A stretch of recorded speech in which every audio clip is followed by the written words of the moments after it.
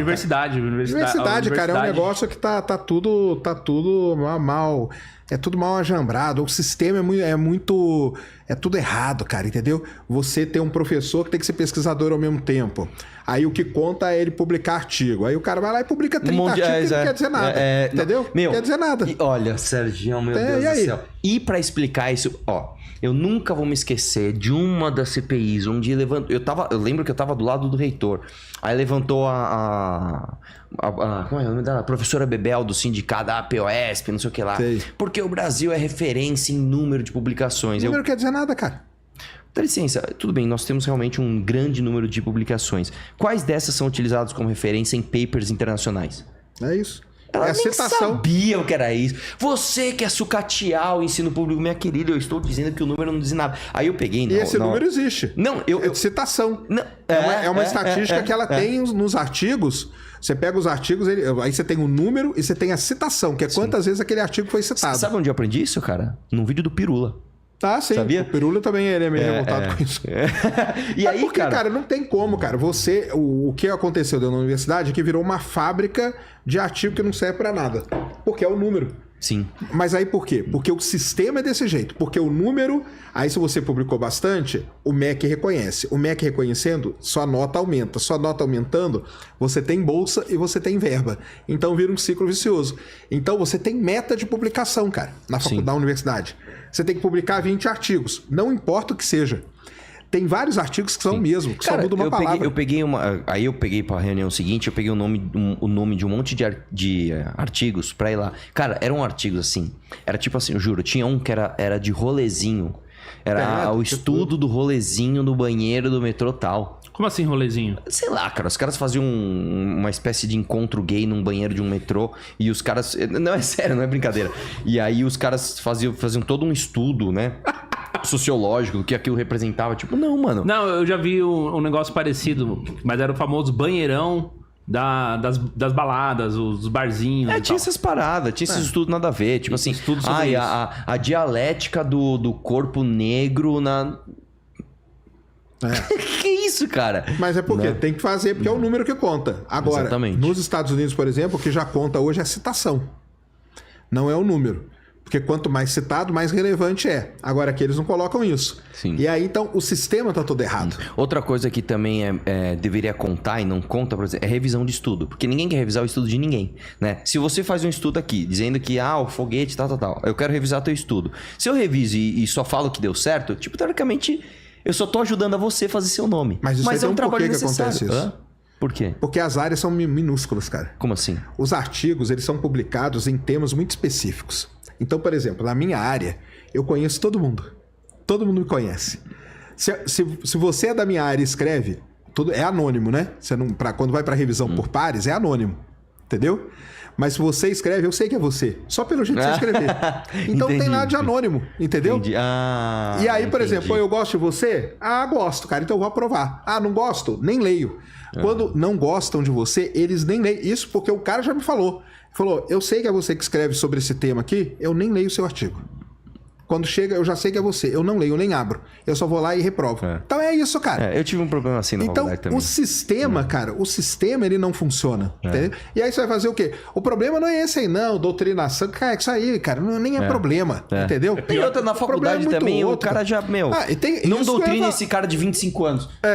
Exatamente. Pelo amor de Deus, né, meu? Exatamente. Agora o problema é o sistema que tá montado. Sim. Aí entra um grupo para ser chefe de departamento.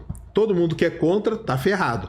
Só que aquele grupo lá fica 2, 3 anos. Depois entra o outro se ferrou.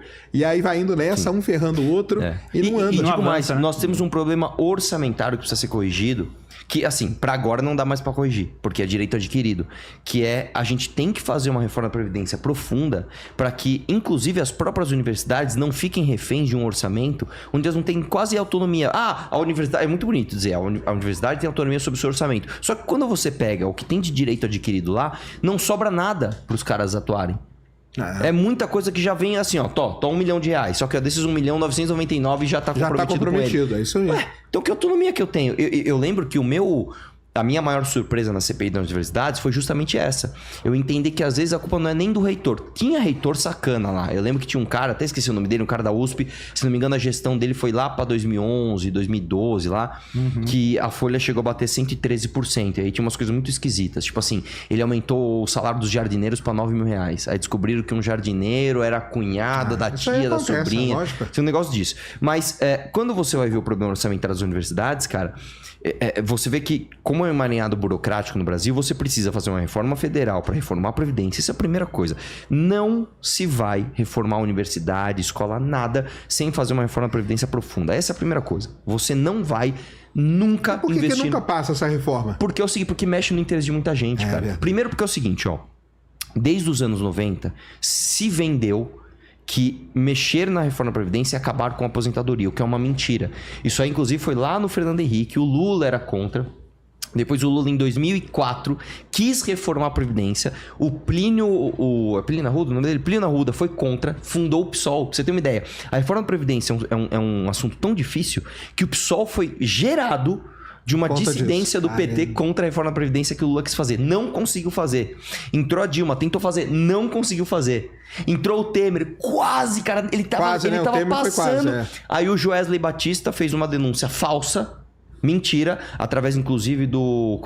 Foi o Lauro Jardim que deu a notícia, acho que foi em 2016, que teria uma gravação do Wesley Batista pegando... E era mentira, tudo mentira, né? O Temer, inclusive, foi preso preventivamente pelo Marcelo Bretas, que foi um absurdo. Ficou 2 dias na prisão e saiu porque realmente era um absurdo. E não tô falando que o Temer é honesto, não, cara. Eu acho que ele é... Eu posso achar o que eu quiser. Eu acho que ele é um baita do corrupto. Não dá pra dizer que o cara que foi presidente da Câmara durante o escândalo do Mensalão é muito inocente, né? Mas nesse caso, só foi feito isso no momento da reforma da Previdência pra Previdência não passar. Aí... veio o Rodrigo Maia com o Bolsonaro e passaram uma reforma da Previdência muito branda. A analogia que eu faço é o seguinte: imagina você tem uma goteira, o balde vai transbordar, você tira e põe um balde maior. Mas a goteira tá lá. Nós não fizemos sistema de capitalização, nós não cortamos privilégio do alto escalão do funcionalismo público. Isso aí, as filhas de militares estão... né? Filha de militar. Você já viu uma filha de militar casada? Não pode. Elas não casam. Não casam. Por que ela vai casar se ela... Exatamente, ela vai ter pensão pro resto da vida dela. Porque, exatamente, senador, tudo isso e tal, né? E aí, só fazendo só uma provocadinha aqui no pessoal do Bolsonaro, o Bolsonaro que diz que é um cara de direito, não sei o que lá, ele acumula 2 aposentadorias, tá? Mais o salário que ele ganha do PL, ele ganha mais de 100 mil reais do nosso dinheiro de imposto aí, ó.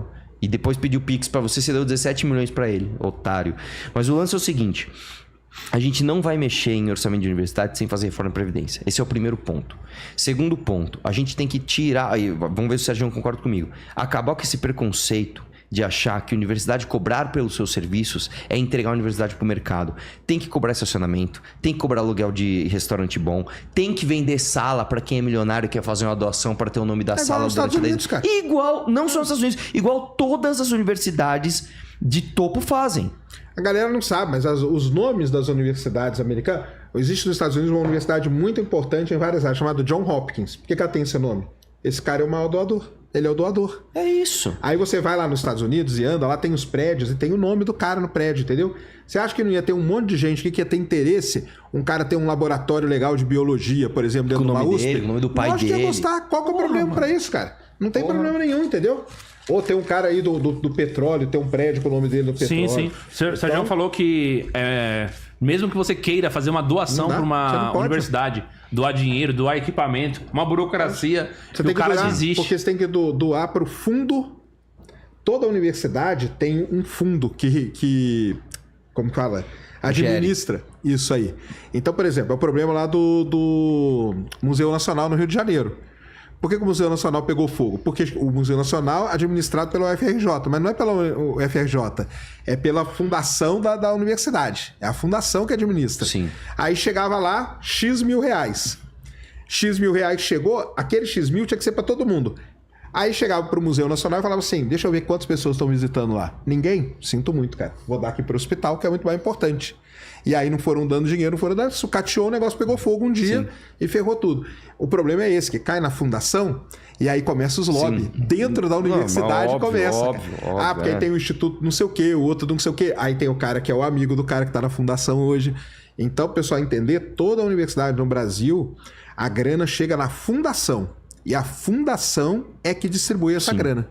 Então não tem como, nem se você quiser, nem se você quiser. Outra coisa, até seja, você vai saber me dizer melhor. Eu sei que antes era muito, muito impossível. Hoje parece que deu uma melhorada. Empresas privadas usarem laboratórios de universidade para fazerem pesquisa. Não só é possível, como é sensacional. Vou dar o exemplo da própria Unicamp. Então nós, na Unicamp, a gente tem muitos projetos hoje com empresas privadas. Trabalhamos com a Shell, por exemplo. Isso quanto tempo faz? Isso aí, ali, porque então, aí vai depender de universidade para universidade. Então, por exemplo, na USP eu sei que já é mais difícil, entendeu? A Unicamp, ela tem um sistema mais aberto para isso, para receber isso aí. Então tem empresas que tem prédio lá dentro, que elas constroem um prédio lá dentro. Entendeu? Justo na Unicamp. E aí toma conta. Na Unicamp, cara. Quem diria? Porque a Unicamp ela foi fundada para ser tipo a continuação da USP. Qual que era a ideia? O cara fazia graduação na USP e ia fazer mestrado e doutorado na Unicamp. Tanto que a maior parte dos cursos, hoje já igualou, né? Mas durante muito tempo, só tinha curso de mestrado e doutorado. O meu curso de geologia, por exemplo, mestrado e doutorado é super antigo, graduação é super novo. Ah, entendi. Depois que foram sendo criados os cursos de graduação na Unicamp. Mas a maçona lá era mestrado e doutorado. Por conta disso, a Unicamp adotou uma política de abrir para empresas, entendeu? Então tem várias empresas que tinham, vou falar na área que eu conheço, que é a minha, que é a área de petróleo. Então, a gente já teve muito projeto com a Petrobras, projeto com a Equinor, para quem não sabe, é a antiga Statoil, que é a estatal norueguesa, com a Shell, com a BP, entendeu? Essas empresas vão lá e elas pegam uma sala e elas fazem, aí elas conseguem, através de projeto, a gente consegue livros que a gente não quer ter, máquina muito boa, dados, que é importante para a gente fazer as pesquisas, entendeu? Então, lá você tem essa abertura e você tem várias empresas que têm projeto lá dentro. A USP, ela está começando. Por exemplo, aqui na astronomia da USP, no IAG, uma empresa que está lá dentro é a NVIDIA. Nossa, a NVIDIA já tem tipo muito bom. Um prédiozinho. Então existe isso aí. Mas agora eu vou falar um negócio. Eu estou falando, é que você está falando de uma coisa, eu estou falando de outra que é parecida, mas não é. Não é igual. Isso eu estou falando das universidades estaduais paulistas. Tá? Elas têm uma gestão um pouco diferente das federais.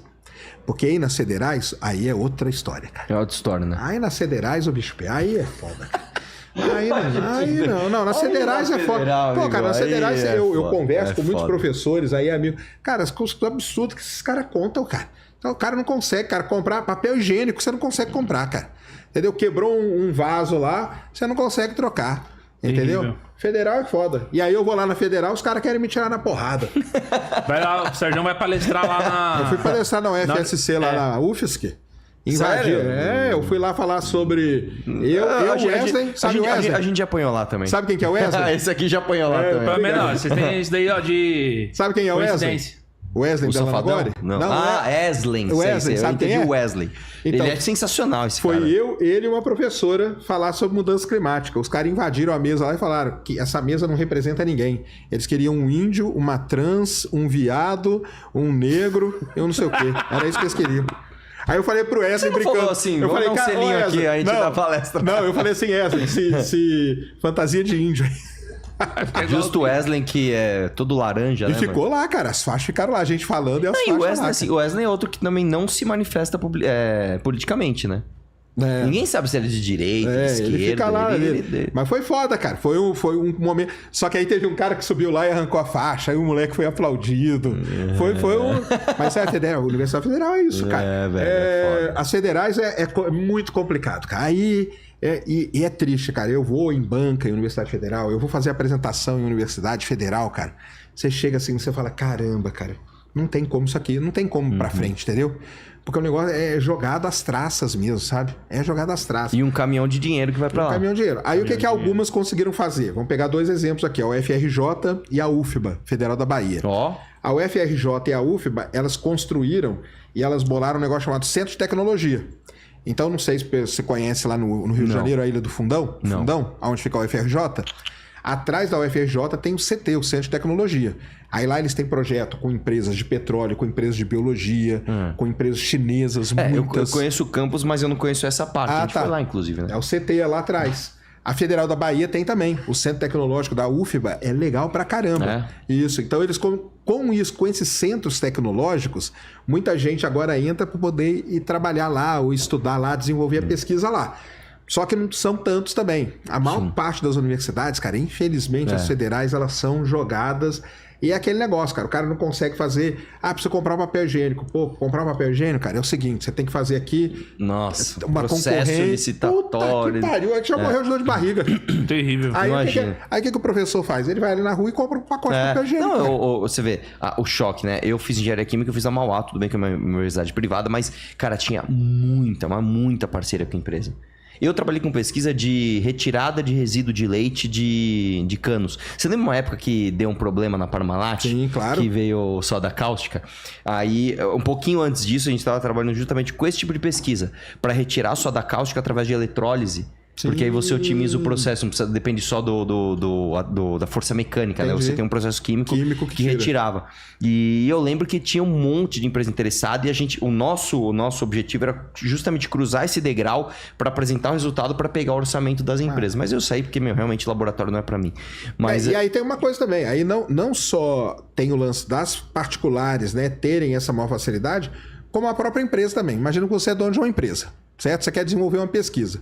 De um lado, você tem uma universidade particular, que tem um processo aqui mais ágil e tal. Sim. E do outro lado tem um monstro aqui, entendeu? Sim. Que você vai ter que entrar, você vai ter que brigar, você vai ter que puxar o saco de alguém. E do outro lado, na particular, ao contrário. Se você faz uma parceria, os caras põem teu nome, distribuem teu produto. Eu lembro que tinha a feira da Mauá, esqueci o nome agora. E, cara, as empresas iam lá e faziam apresentação. E você saia de lá, puta, encantado. Eu lembro da Shell, foi um cara da Shell explicar um aditivo novo que eles estavam criando da gasolina para limpar a válvula. Você, puta, que bagulho maravilhoso. Eu lembro que tinha a semana da engenharia que levaram umas metalúrgicas para explicar a metalografia dos granulados do carro. Você, puta, que genial isso aqui, meu. Aqueles carros de teste, a placa, você pega a placa na mão, mexe, assim, nossa, cara. Aí pergunta pra empresa por que ela não vai numa universidade pública. Porque não dá, ela sabe, cara. Ela sabe que ela vai entrar num buraco negro, entendeu? Exatamente. Ela vai entrar num buraco... Pô, eu vou ter que fazer isso. Aí você tem que ir lá, tem que pedir bênção pra não sei quem. Aí vai lá pedir bênção, senão, cara...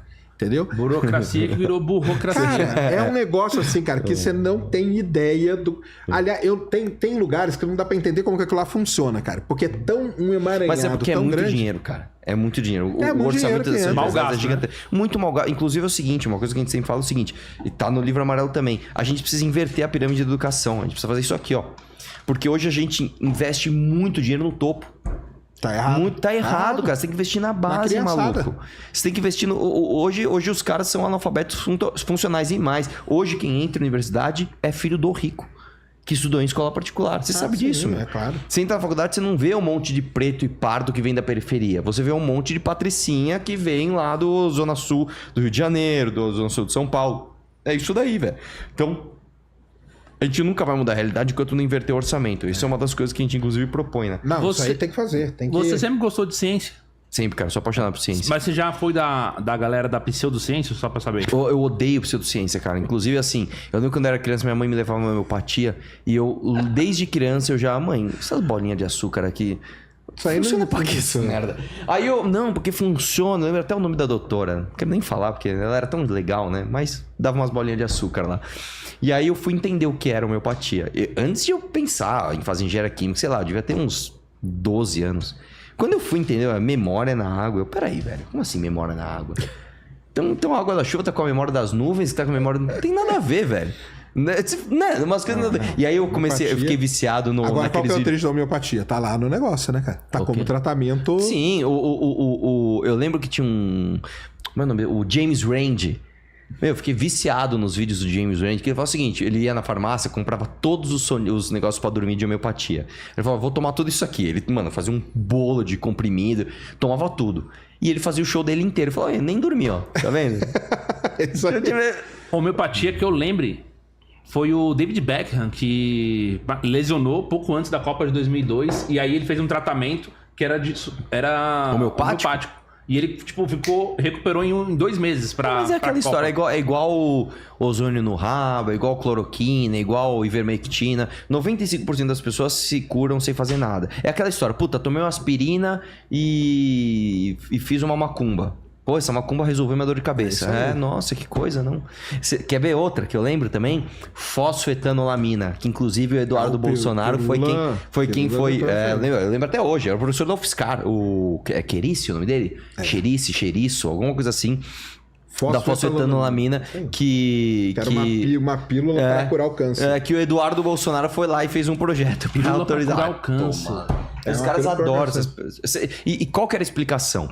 Mano, a explicação era a coisa mais simples do mundo. Quando você tem um tumor, o seu corpo ele produz um pouquinho dessa substância que se chama fosfetanolamina. Aí um professor muito louco da UFSCar falou assim: ué, e se a gente fizer fosfetanolamina sintética e entubar o cara de fosfetanolamina? Pronto, aí ele saiu vendendo isso como se fosse a cor do câncer e que o mercado de quimioterapia não quer que você saiba, porque a quimioterapia é muito cara. E eu lembro que eu fiz um vídeo sobre isso e eu falava o seguinte: deixa eu te perguntar uma coisa. O dono do mercado, o dono da farmácia, o dono do hospital, ele também não pode ter câncer? Então ele também não quer que exista uma pílula que cure o câncer? Aí eles vão dizer que pra eles tudo bem, só não pode pro grande público. Cara, pelo amor de Deus. Mas cara. acabou que acho que não foi nem pra frente isso aí não, né? Claro que não, porque ele chegou a distribuir. O problema foi esse, ele começou a distribuir.